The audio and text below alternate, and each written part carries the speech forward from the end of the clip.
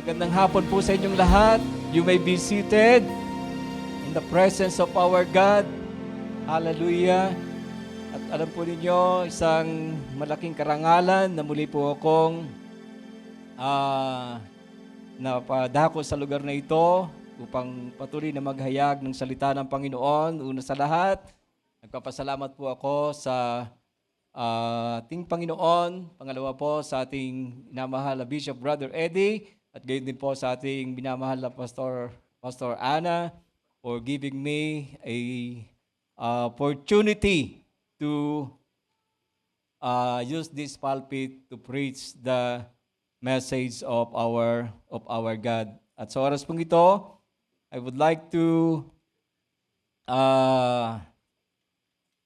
go directly po to my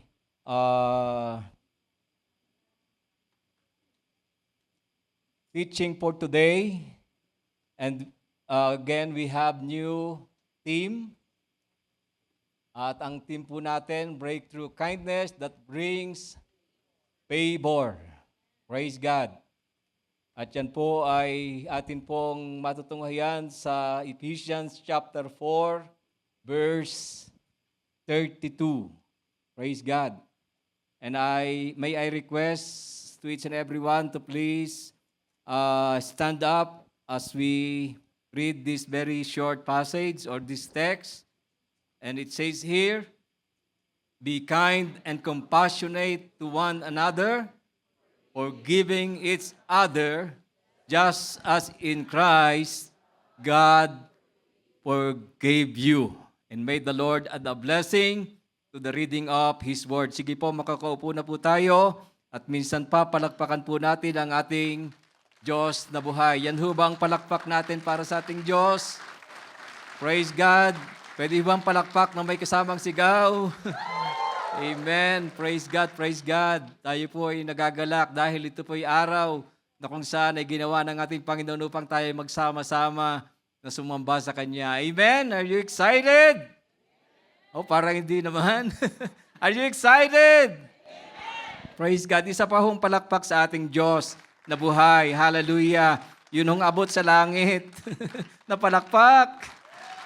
Praise God, praise God. Hallelujah. You know na nauuhaw ang Panginoon sa papuri ng kanyang mga anak. Praise God. At sa oras pong ito, ang atin hong title is Modeling God's Kindness. Ayan. At sabi diyan sa atin pong binasa, be kind and compassionate to one another, forgiving each other, just as in Christ, God forgave you. Alam po ninyo, isa po ito sa masasabi nating pinakamahirap na i-apply bilang isang Kristiyano. Amen? Dito ho ay makikita natin yung the word kind, no? The word kind. Sabi diyan, be kind. And that means to be gentle, caring, helpful, courteous, good, useful, giving and showering favors upon people. So this is the opposite of being neglectful, opposite of being harsh, sharp, bitter, and resentful. Sabi po ng isang author na si Lehman Strauss, sabi niya he point out that kindness comes from such words as kin. Ibig sabihin po ay you consider your brothers in Christ as your own family. Amen? So believers are brothers and sisters in the Lord. Amen? Tayo po ay magkakapatid sa Panginoon, kaya nga ang tawagan po natin brother and sister. Brother and sister in Christ. tayo po ay family. Kaya nga, dito po sa JIL, we are family. Amen? Not only us, but not only for the JIL people, but to those who believe in Christ. Amen? To all believers, to all Christians, we are brothers and sisters in the Lord. Tayo po yung magkakapatid sa Panginoon. At ang sabi po ng Romans chapter 12 verse 10, be kindly affectionate to one another with brotherly love.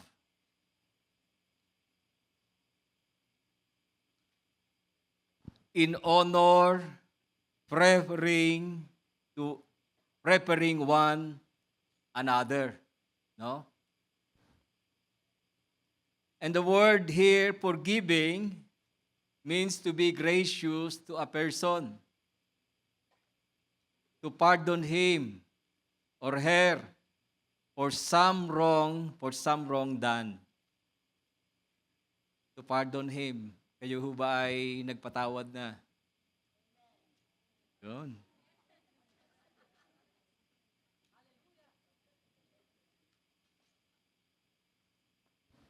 Note that the person has done wrong. She or he has hurt us, causing us pain. But the command, makikita po natin dito, it is a form of command. No? Sabi doon, be kind and compassionate, forgiving each other. No? Forgiving each other. So, the command is still to forgive him or her. At ito po yung mas mabigat dito. Sabi diyan ay just as in Christ, God forgave you. Just as in Christ, God forgave you. Listen carefully, yung pagpapatawad na sinasabi po dito ay katulad ng pagpapatawad na ginawa ng Diyos sa iyo. Amen? And we can imagine how God forgave us from our sin. Who am I? Who are we? Amen po ba? Siguro, tayo ho ang mas lubos na nakakakilala sa ating mga sarili. Amen po ba? And can you imagine kung paano ka pinatawad ng Panginoon, ganun daw po natin kailangang patawarin yung mga taong nagkasala sa atin, yung mga taong nakasakit sa atin. Amen? Hirap po no, di ba? Nakangiti kayo pero at the back of our mind, hindi po ito madali. No po? And the reason we should forgive each other is because God has forgiven us. Amen? Ang dali lang sabihin na pinapatawad na kita, pero yung kapag nakikita mo siya, ibang usapan ho yun. No? But ang sabi po doon ay, the reason we should forgive each other is because God has forgiven us. Kasi ang sabi doon, forgiving each other just as in Christ, God forgave you. No matter how much a person has done against us. Teka muna, napaka-sobra yung kanyang ginawa. Meron naman siguro akong karapatan para huwag siyang patawarin. Pero, kahit, sabi doon no matter what, how much na yung sakit na kanyang idinulot, it does not come. At kung atin pong i-search ang ating mga sarili, compare doon sa ating mga nagawa na sakit, pasakit sa ating Panginoon, pinatawad pa rin niya tayo. Amen? Kung unawain po natin ng malalim yung ating text, at yung ating team, sabi nila, just as in Christ, God forgave you. Doon sa sobrang sakit na ating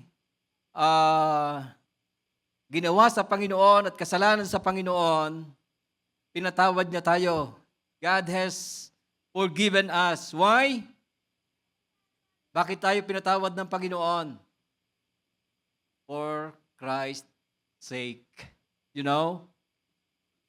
Kasi, dahil kay Christ, dahil kay Jesus, na namatay doon sa krus ng Kalbaryo, He sacrificed Himself for us. Amen? He sacrificed Himself for us.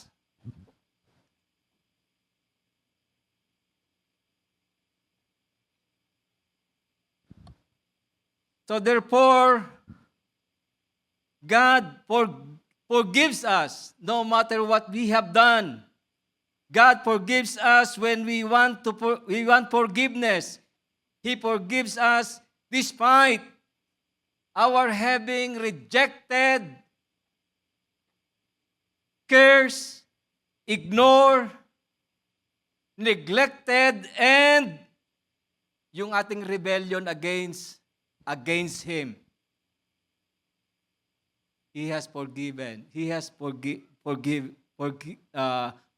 us. Forgave us. So the point is this. Because of what Christ has done for us on the cross, we should forgive others no matter what they have done. So, bagamat mahirap, amen, na gawin, pero ito ho ang sinasabi po ng text. Amen? Ito po yung sinasabi ng text.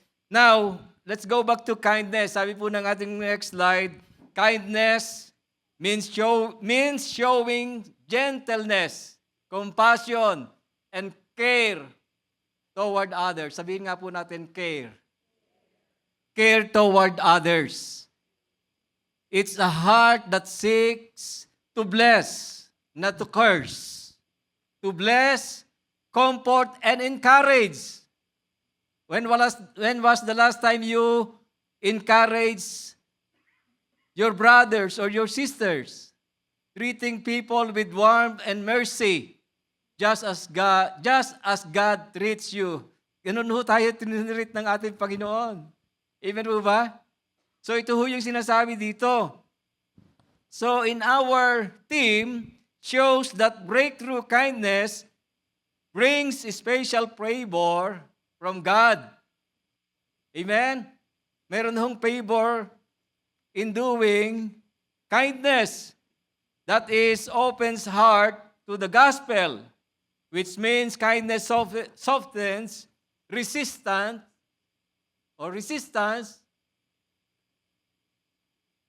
to the gospel. So it attracts divine favor, where the Spirit-inspired kindness draws God's blessings and supernatural opportunities. And it also fuels revival. Ito po yung nagpupus po sa atin that the acts of kindness, and it is the acts of kindness creates environment where the Spirit can move powerfully. So that is the favor, God's favor from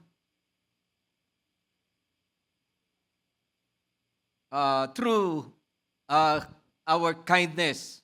So breakthrough kindness release God's favor, positioning us and the church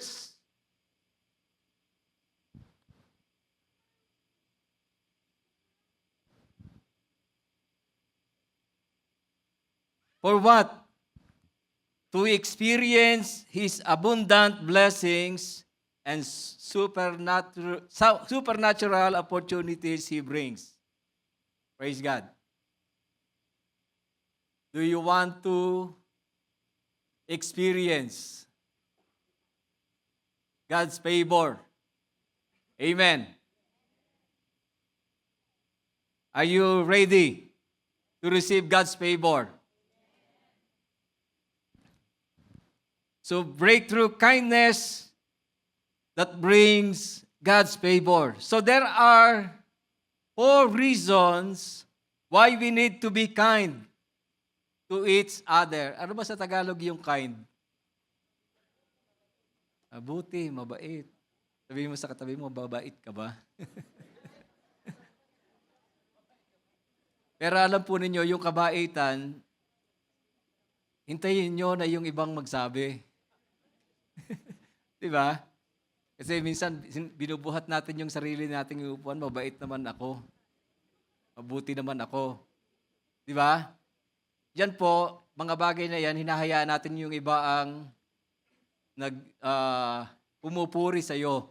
Ang bait mo naman, Nanay Ellen, Mami Ellen. So there are 4 reasons. And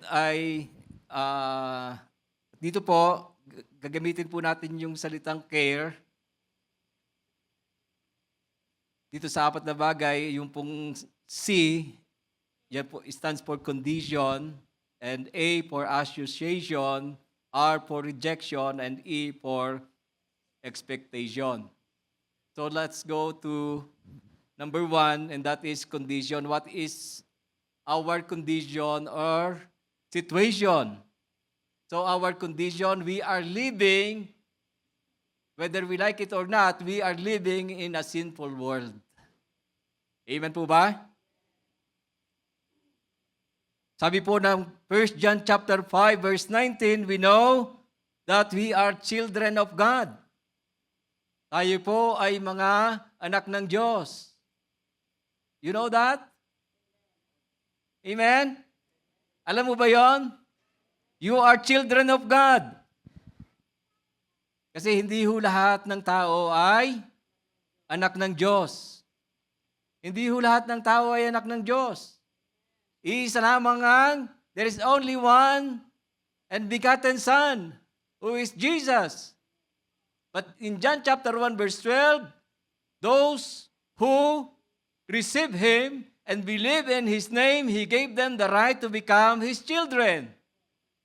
Amen? Kaya yung mga tumanggap kay Jesus, yun lamang tumanggap kay Jesus, bilang Panginoon at tagapagligtas ng kanilang buhay, sila lamang yung tunay na anak. So isa lamang ang anak, ang ating Panginoong Jesus, the begotten Son of God, but those who receive Him, receive Jesus and believe in His name, He gave them the right. Ibig sabihin, sabi po doon, tayo po ay adopted. Di ba? He gave them the right to become children of God. Naging anak tayo ng Diyos because of our relationship through Jesus Christ. So ang sabi diyan, we know that we are children of God and that the whole world, listen carefully, and that the whole world is under 1 John chapter 5 verse 19. And that the whole world, sabi doon, the whole world is under the control of the evil one. Kaya hindi ho tayo magtataka, amen, na pasama ng pasama ang mundo. Kaya kailangan nila sa Jesus. They need Jesus. Amen? They need Jesus in their life. And whether we like it or not, we are living in a hostile world where everybody can be hurt, either by betrayal or denial. Sometimes naranasan po natin yung tayo po ay itakwil. Kahit na nung mga taong malalapit po sa atin because of Christ. Kasi yun ho ang naranasan ni Jesus. That was Christ, Jesus Christ, have experienced while He is on earth, even right now. No, maraming mga tao ang hindi kumikilala sa Kanya. Also, His disciples, they were experienced persecutions, they were experienced rejection, and even all the believers, including you and me, walang exemption. Amen.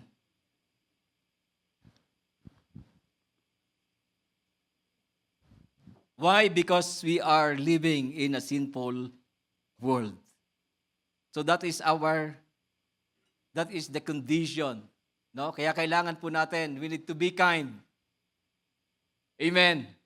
No matter what, you need to be kind. Kailangan mo maging mabuti. Amen po ba?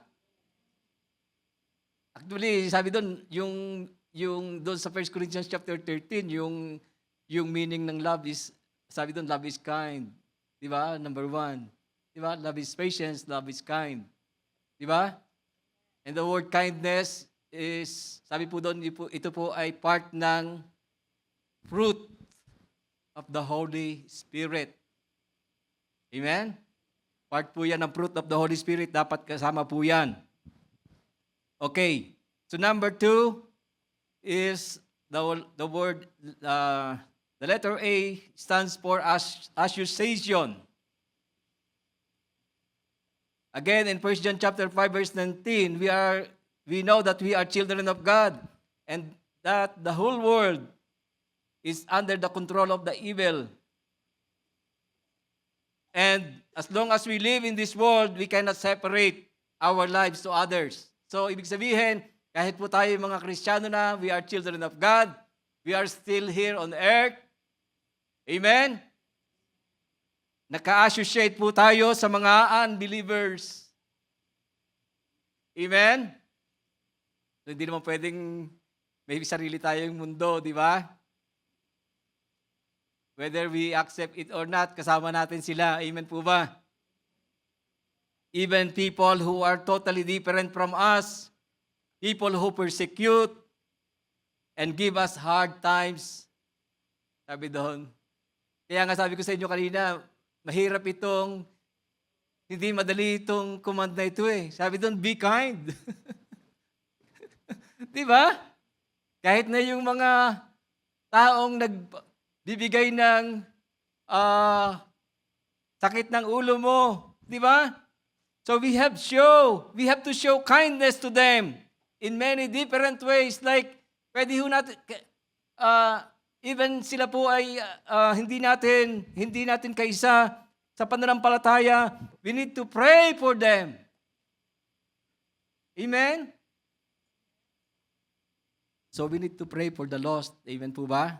Even those people, yun nga, yung mga nagpe-persecute sa atin, yung mga nagmamak sa atin, kumukutya. So kailangan natin silang ipag-pray. Ano ang prayer natin sa kanila? Pray to bless, not to curse. Pagpalain at huwag tumpain. Amen po ba? Yun ho ang itinuturo sa atin ng salita ng ating Panginoon. Praise God. In Matthew chapter 5, verse 44 to 45, also this is the command. But I tell you, love your enemies. Pray for those who persecute you, that you may be children of your Father in heaven. He causes the sun to rise on evil and the good, and sends rain on the righteous and the unrighteous.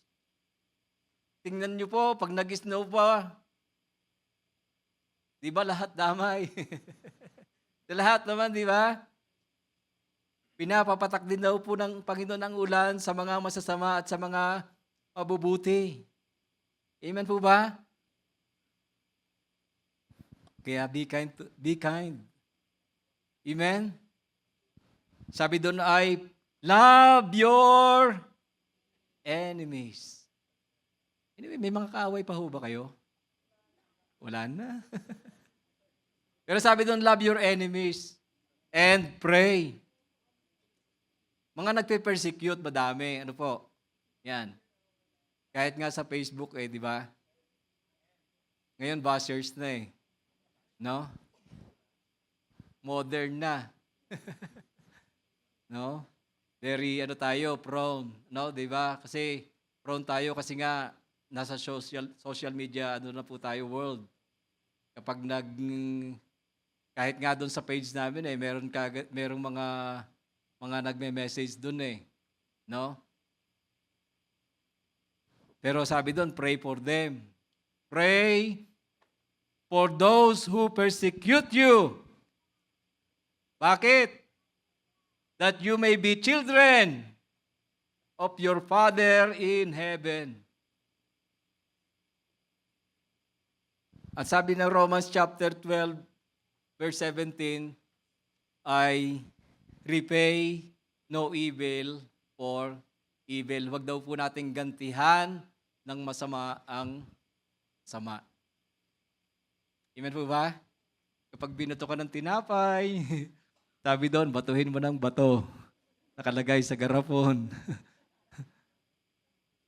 Di ba? Bukol yun, di ba? Lalo na pag nabasag pa yon. Pero sabi po doon, repay no evil for evil. Huwag nating gantihan ang masama. So number 3 po is rejection. Yan. So rejection. Bilang tayo po mga anak ng Diyos, we as children of God, sabi po dyan, people look for someone who accepts them for who they are without experiencing rejection. One time, meron hong tumawag sa akin at ang sabi niya, kaya ako sa'yo tumawag kasi ay alam ko hindi mo ako husgahan. Alam ko hindi mo ako i-judge. You will not judge me, sabi niya. Eh ano po magagawa ko? Inunahan na ako, di ba?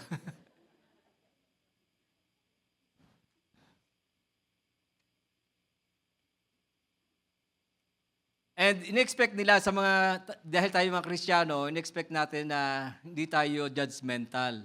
Amen po ba?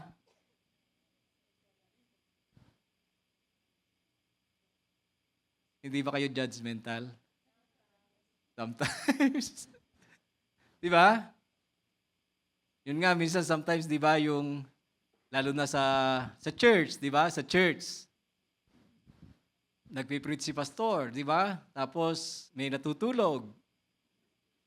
O, minsan, ginudge mo agad. Pupunta-punta ka sa church, tapos, natutulog ka naman. Eh, hindi mo alam, yung pala, nagpanggabi pala, wala pala talagang tulog. Kaya sa church siya natutulog. Kaya yung mga natutulog dyan, sige, tulog lang kayo.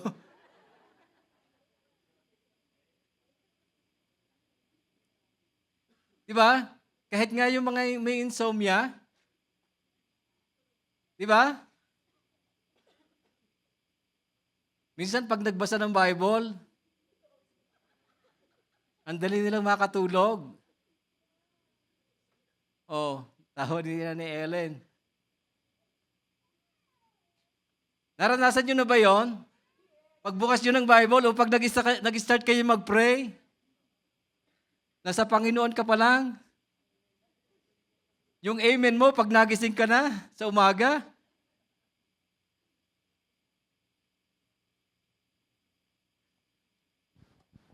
So, mga kapatid, sabi diyan sa Ephesians chapter 4 verse 32, be kind and compassionate to one another, forgiving each other just as in Christ forgave you. In Romans chapter 13 verse 8, love each other just as I have loved you. You are to love your neighbors as you love yourselves. Paano mo minamahal ang iyong sarili?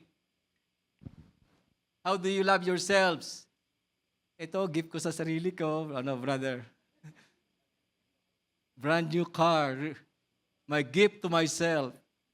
Yun daw po yung gift na may bayad, di ba? Yung pag sinabing gift kasi walang bayad yun di ba? Free. Kaya nga gift Sino ba yung nagbigay ng gift? Oh, $100 yan. Hindi gift yun. Di ba? Pero deserve ko naman to. Di ba? Brother Jerry, deserve ko naman to Kaya, bigyan ko ng gift ang sarili ko. Pero hindi ho gift yun kasi may bayad yun Di ba? So, ganun mo minamahalang yung sarili. Binibigyan mo ng gift. Nililinisan mo, nililiguan mo, naglalagay ka ng pagka medyo puti-puti na yan, naalagaan niya ng kulay yan. Siguro ako malapit na. Anyway, sabi diyan, you are to love your neighbors. Who is your neighbors? Di ba? Doon sa The Parable of Samaritan, binanggit doon kung sino yung neighbor, di ba? Binanggit doon yung na biktima ng robber, di ba? Naiwan siya, halos patay na, walang kasuotan, sugatan, sabi doon, dumaan yung priest, nung nakita niya, nag-iba siya ng daan, di ba?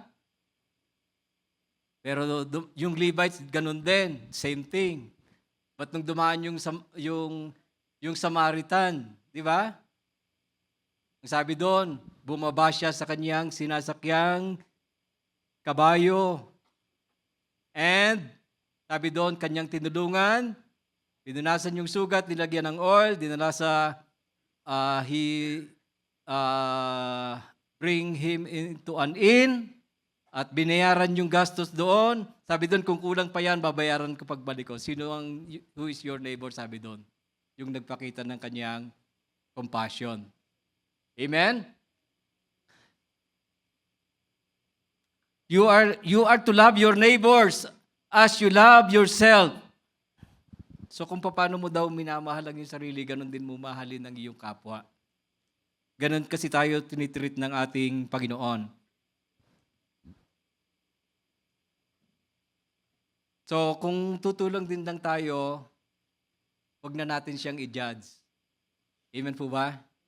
Baka sa halip na nakatulong ka, lalo siyang na-stress. Amen.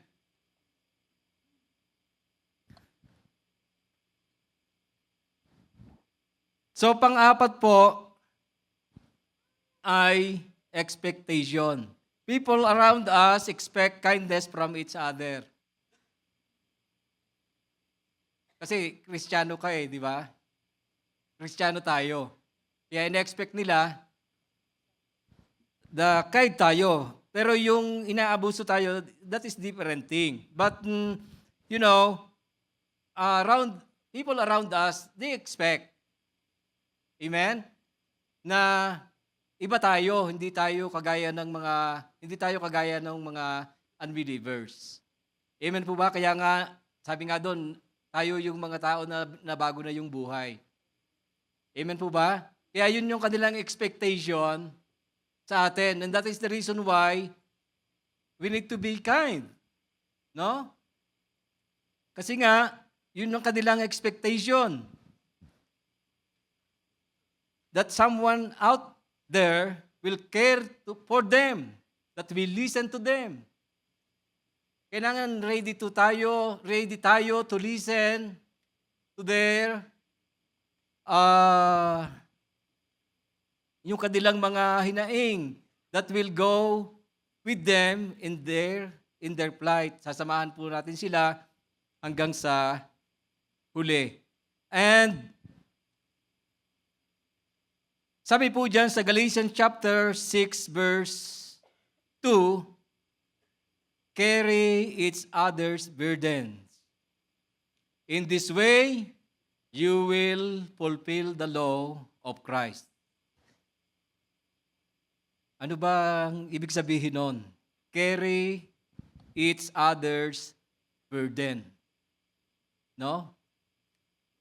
Sabi kasi ng yung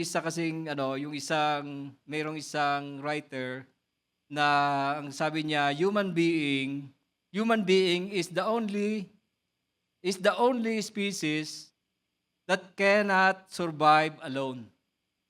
Kaya nga kahit nung yung mga estudyante, 'di ba? Ihilang punta lang sa washroom, gusto may kasama pa. 'Di ba? Hindi tayo makalakad na mag-isa. Amen? Siyempre, ayaw din naman talaga natin na mag-isa. Now, doon po sa atin pong mga, sabi dyan, carry each other's burden. In this way, you will fulfill the law of Christ. Is there anybody who is still willing to carry each other's burden? Handa ka ba? Tayo po ba'y handa na, ano pa pag sinabing carry, makipasan? Kumbaga, para mapagaan yung kanyang pasanin. So, this verse told us to be ready to support and encourage those who are carrying heavy loads. Marami mga tao sa ating kapanahunan, they are carrying heavy loads. Di ba? Kahit nga Kristiyano tayo, nasa church tayo, even mga katabi mo, hindi mo alam yung kanyang mga dinadala. Maliban na lang yung literal na may dinadala, no? But, may dinadalang tao, yung ibig sabihin. Pero, marami sa atin may mga dinadala dito. Amen? At hindi lang basta dinadala, mabigat yung kanilang dinadala. Now, you as Christians, nakakapagdagdag ka ba o nakakagaan ng kanyang dinadala? That is the point. Amen? Or sometimes, pwedeng sabihin natin na, bahala ka dyan. Ako nga, mabigat din yung dinadala ko eh. Ano ba yan? Pabigatan ba yan? Sa Pilipinas daw, may bayad na ho yung bayad daw ho eh, depende na daw ho sa bigat. Pero joke lang ho yun. Baka magulat ho kayo pag umuwi kayo. Pagka yung pamasahe, based na doon sa bigat, mag-diet ka talaga. Di ba?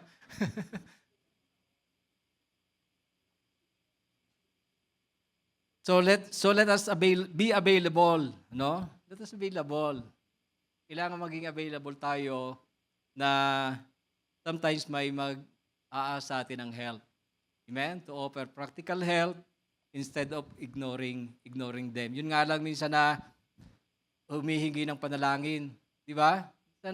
Hindi natin napapansin. Minsan na-i-ignore natin. Brother, sister, pag-pray mo naman ako. Sige. Di ba? Hindi mo naman pinag-pray. Sometimes guilty tayo doon, di ba? And then mamaya babalikan ka, thank you sister, thank you brother, for the prayer.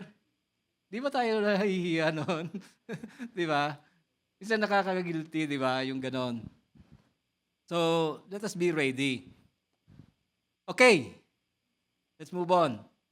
So there are also 4 ways. So yung 4 reason why we need to be kind to each other. And ang pangalawa po, there are also 4 ways on how to show kindness for each other. Also, and again, for the word care, And the number 1 is commit. Second is advocate. C or R for reciprocate. And E for exhibit. Let us read John chapter 13 verse 31 or 34 to 35. Ang sabi diyan, "A new command I give you, love one another. As I have loved you, you must love one another." And verse 35, "By this, all men will know that you are my disciples if you love one another." Can you see here that in that 2 verses, ilang ulit po na sinabi yung command na love one another?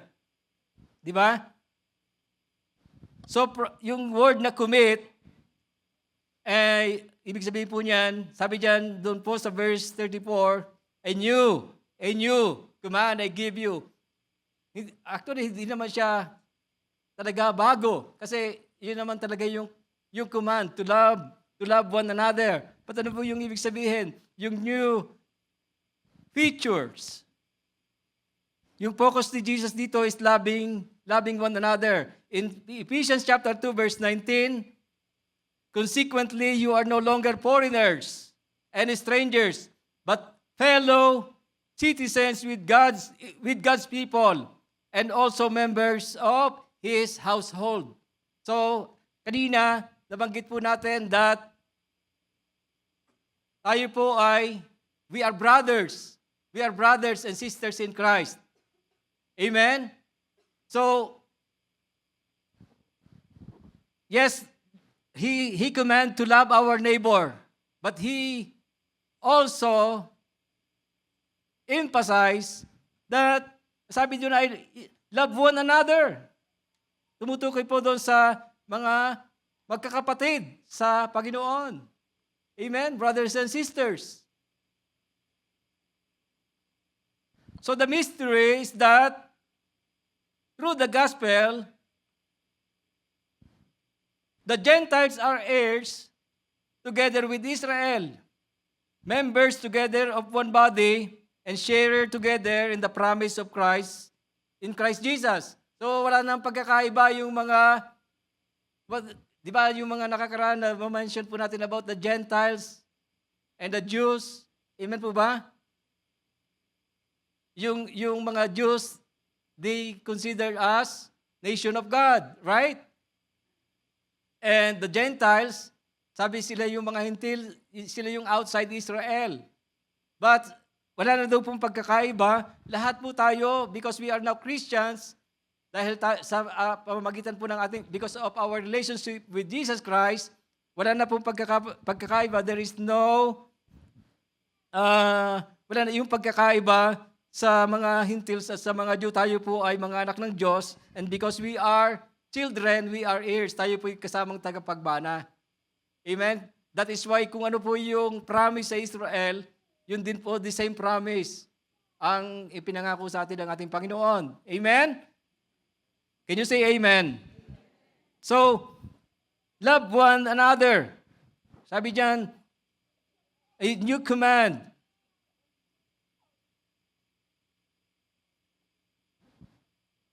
So in our relationship,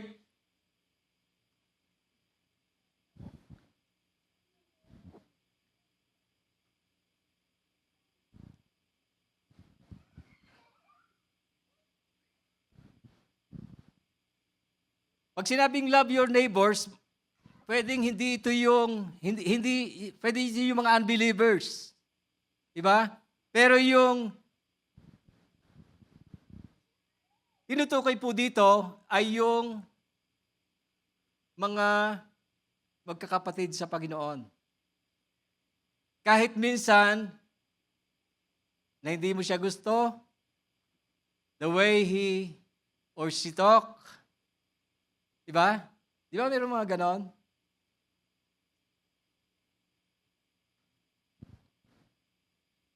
Kailangan mo siyang mahalin.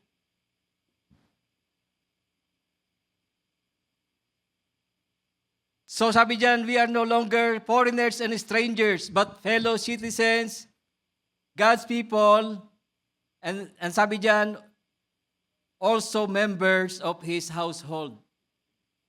Isa po tayo sa Panginoon. Amen?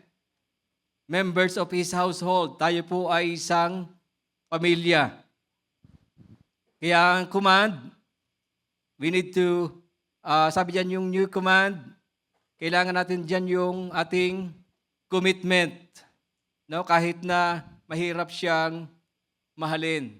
No? Dapat nating tandaan that sila po ay mahal ng ating Panginoon. The second po is advocate. And that is the new emphasis.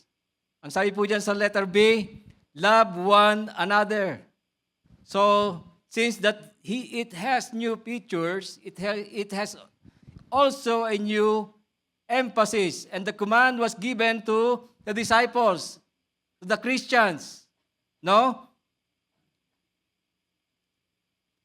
Ano pong ibig sabihin? Sabi po dyan, so if there is someone who will be an advocate of caring for one another, it will be the Christians.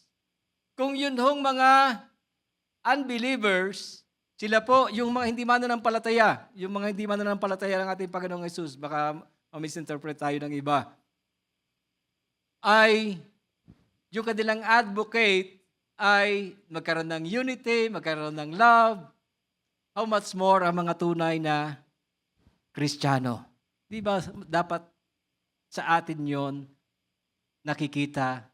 Amen po ba? Dapat sa atin yon nagsisimula. Are you still there? Amen. Praise God. Palakpakan nga ho natin ang ating Panginoon.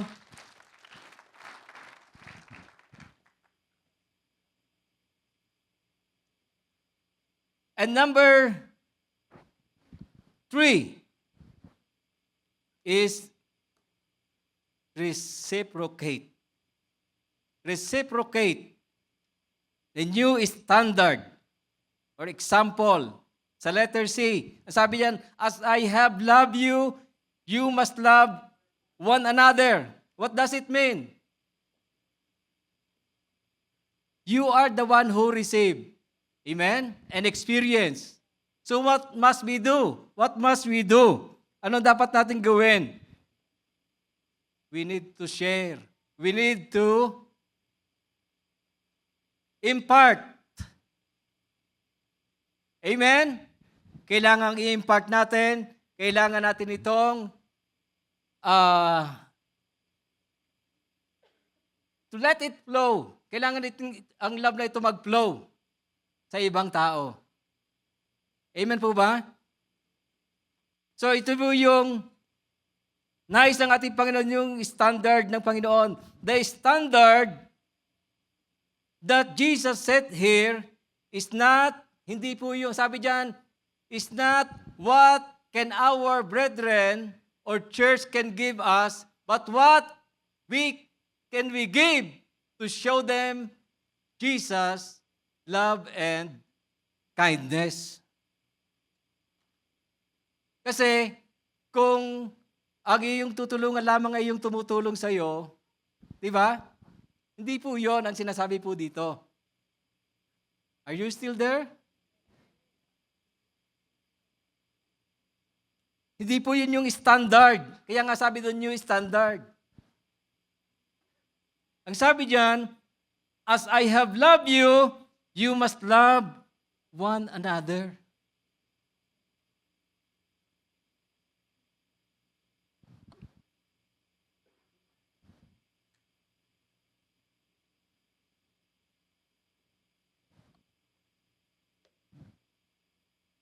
Kung ikaw ay magiging mabuti lang doon sa mga mabubuti sa iyo, time will come that you will get tired and sasabihin mo ayaw mo na. But if we show kindness on them based on Jesus' kindness for us, then we will not get tired of doing it. Amen? Kasi makakapagod po talaga yon. Pero kung ito po ay yung kindness na nanggagaling sa Panginoon, ang sabi doon, hindi ka mapapagod na gawin po ito.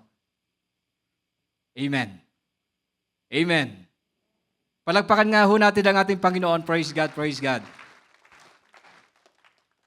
And the last but not the least is exhibit. Show kindness. Hindi mo dapat, sabi doon, you need to display it. Kaya nga sabi doon, we are the light of the world. Amen? We are the light of the world. Show kindness. Kaya ang sabi diyan, after that, what is the result? What is the fruit? Sabi po diyan sa verse 35, by this, all men will know that you are my disciples if you love one another. Again, tinutukoy dito yung mga we are brothers in Christ. Kapag nakita ng mga tao nasa sanlibutan na tayo mismo, di ba, ay nagmamahalan sa isa't isa, we love each other, by this, sabi doon, people will know that you are my disciples. Makikita nila, totoo talaga si Jesus sa buhay natin. Amen? So we need to display. So finally, here is the new outcome. The Christ-like love that we spread to others. To all Christians, brothers and sisters, is a witness extended to the world that Jesus is real. Malalaman nila na totoo si Jesus. Amen? Paano sila maniniwala na totoo si Jesus kung hindi ito nakikita? Amen? Kaya, sabi nga, di ba, meron tayong, hindi tayo yung Kristiyano sa salita, kundi Kristiyano sa gawa. Amen? Kaya yung kindness, an act of, sabi doon ay merong kasama yung action. Di ba? Kaya exhibit, sabi doon, we need to display it. Kailangang makita ito sa atin pong mga buhay. And only Jesus' presence can explain such love for others. The disciples of Him who laid down His life for those He loved. Na tayo po ay mayroong malasakit doon sa mga taong mahal ng Panginoon. Amen? Mahal natin yung mga mahal ng Panginoon. Amen? We love those people who He loved. Why? Because they will see Jesus in your life. Kasi kapag ganun po yung nangyayari, nakikita nila sa Jesus sa ating buhay. Tayo po ay nagiging patotoo, buhay na patotoo sa kanila. Kaya sabi po dyan, before I close, sabi po dyan sa Matthew chapter 25, paalala lang po, sa verse 35 to 40, sabi dyan ni Jesus, for I was hungry, and you gave me something to eat. I was thirsty, and you gave me something to drink. I was a stranger, and you invited me in. I needed clothes, and you clothed me. I was sick, and you looked after me. I was in prison, and you came to visit me. Then the righteous will answer him, Lord, when did we see you hungry and feed you? Or thirsty and give you something to drink? When did we see you a stranger and invite you in, and needing clothes and clothe you? When did we see you sick or in prison and go to visit you? Then the king will reply, truly I tell you, whatever you did for one of the least of these brothers and sisters of mine, you did for me. Amen? Kaya meron hong dapat na application. Kaya nga sabi doon, we need to show it. Amen? You are the light of the world. Amen? At yung ilaw hindi dapat na nakatago. Galatians chapter 6 verse 9, let us not become weary in doing good, for at the proper time we will reap the harvest if we do not give up. Amen? Praise God. So dako na tayo sa ating application on what we can be a model of God's kindness. So we can show God's kindness by using our talent, our gifts for the benefits of others. We can also show kindness for people by learning how to encourage them to draw closer to Jesus. Dalhin po natin sila palapit sa Panginoon, hindi po palayo. Kasi po, kahit na anong ganda ng sinasabi mo, kung hindi nakikita yung kindness sa buhay mo, inilalayo natin sila sa Panginoon. And finally, we can show kindness for others by developing a servant like Jesus did. Amen? At yung huling verse na gusto ko pong ibigay, Philippians chapter 2 verse 6 to 8, who being in the very nature of God, he did not consider equally with God something to be used to his own advantage. Rather, he made himself nothing by taking a very nature of a servant, being made in human likeness. Being found in appearance as a man, he humbled himself by becoming obedient to death, even death to the cross. Handa po tayong magsakripisyo para sa ating kapwa. At mahirap pong gawin, but sabi diyan, that is the way. No? Kung paanong ipinakita ng Panginoon yung kanyang kabutihan sa bawat isa sa atin. At sa oras nito, I invite each and everyone to please stand up. And as we close our eyes, let us meditate His Word. As I said a while ago, hindi po ito madali. But tayo po ay pinoforce to be kind and compassionate, to forgive each other, just as Christ, God forgave us. Kagaya ng kung paano tayo minahal at kung paano pinakita ng Panginoon sa atin ang kanyang pagmamahal. Ganon din daw po ang gawin natin sa ating kapwa. And to acknowledge and for us to do it, we need to acknowledge the goodness of God in our life. Ang Diyos po natin ay mabuti. Kahit nagaano pa tayo kasama, kung gaano pa karami ang ating mga nagawa laban sa Kanya, He still remain. He remain to love us. Hindi niya tayo ni-reject. Hindi niya tayo itinaboy. Minahal tayo ng ating Panginoon. At sa hapong ito, Pwede ho ba nating ihayag ang ating pag-ibig sa ating Panginoon? It is impossible for us to love other people if we do not love our God.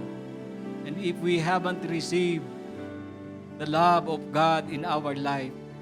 That is why yung pagmamahal, our kindness to other people is the result of our love from our God. Hallelujah. I love you, Lord, for your mercy never fails me. All my days I've been held in your hand. From the moment that I wake up till I lay my head, oh, I will sing of the goodness of God. I will say, I love you, Lord. I love you, Lord, for your mercy never fails me. All my days I've been held in your hands. From the moment that I wake up until I lay my head, oh, I will sing of the goodness of God. And all my life you have been faithful. All my life you have been so, so good. Every Breath that I am able, oh, I will sing of the goodness of God. I love your voice. You have led me through the fire in darkest night. You are close like no other. I know you Was a father, know you was a friend, deeply of the goodness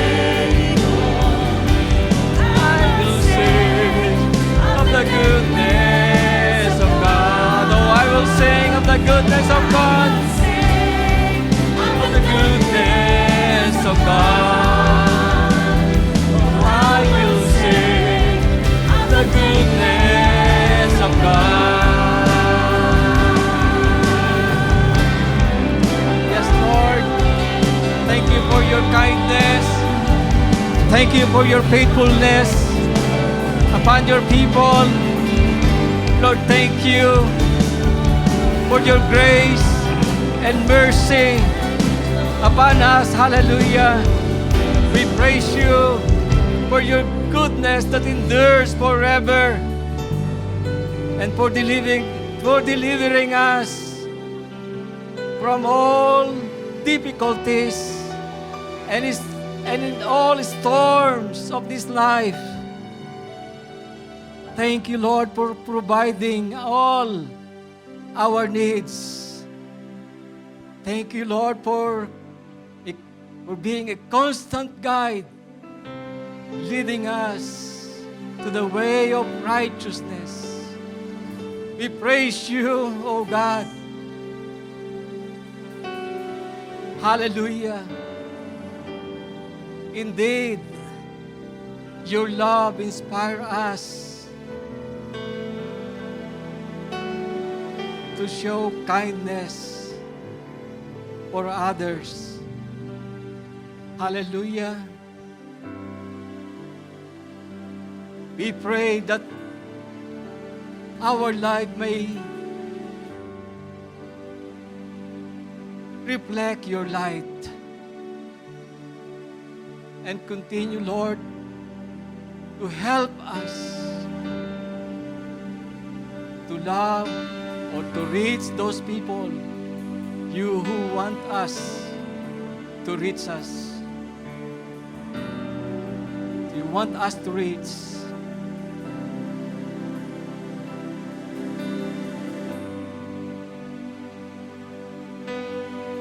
We know that this is not easy, O God. But we know, O Lord,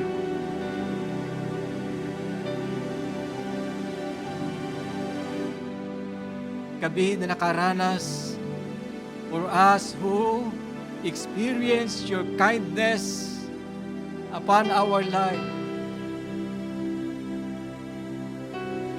we can do it, O God. Hindi po kami mapapagod. We will not get tired, O God, hallelujah, in doing your will, to show your kindness upon people, even to those people